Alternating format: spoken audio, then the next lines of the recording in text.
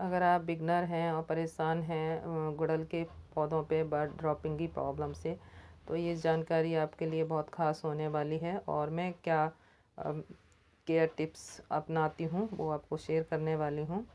तो गुड़हल के पौधे में मैं आपको साल में 2 बार आप इनकी प्रूनिंग कर दें।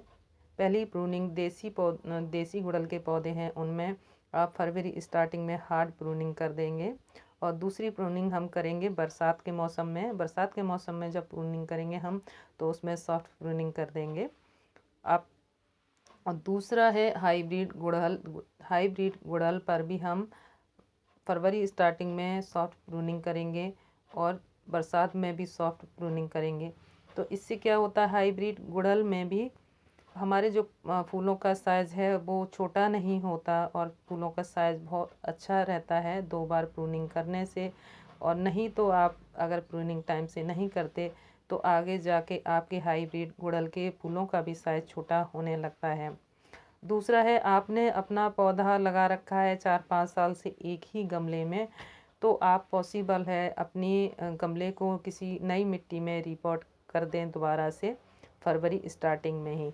अगर पॉसिबल नहीं है, आप दोबारा रिपॉटिंग नहीं कर सकते नई मिट्टी में, तो आप फरवरी स्टार्टिंग में ही आपको ये काम करना है। आप पुरानी मिट्टी ऊपर से गमले की निकालें और उसमें जो भी आप खाद दे रहे हैं, खाद डालने के बाद आप ऊपर से नई मिट्टी बना के उसकी मल्चिंग कर दें। इससे पौधे में एकदम से जान आ जाती है और पौधा बहुत फास्ट ग्रोथ पे आ जाता है। दूसरा है, आप जो भी नीम ऑयल है, जो भी आप जिस चीज़ की भी स्प्रे करना चाहते हैं, 15 दिन में एक बार, 15 दिन में एक बार, नहीं तो महीने में एक बार नीम ऑयल की स्प्रे ज़रूर करें। कभी भी आप अगर ये कुछ छोटे छोटे ट्रिक हैं आप अपनाएंगे अपनी बागबानी में, तो कभी भी गुड़हल पे कभी भी बर्ड ड्रॉप नहीं होंगे और मेरे यहाँ कभी नहीं होते हैं।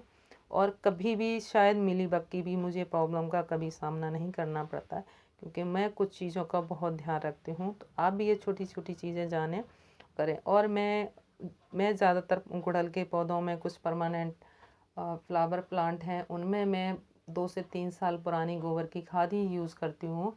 और मैं 2 से 3 महीने में गुड़हल में खाद देती हूँ। मैं ये नहीं है कि हर महीने में मैं भर भर के खाद दे रही हूँ। तो मैं 2 से 3 महीने के बीच में ही इनमें खाद देती हूँ। आप भी सेम ऐसे ही दें।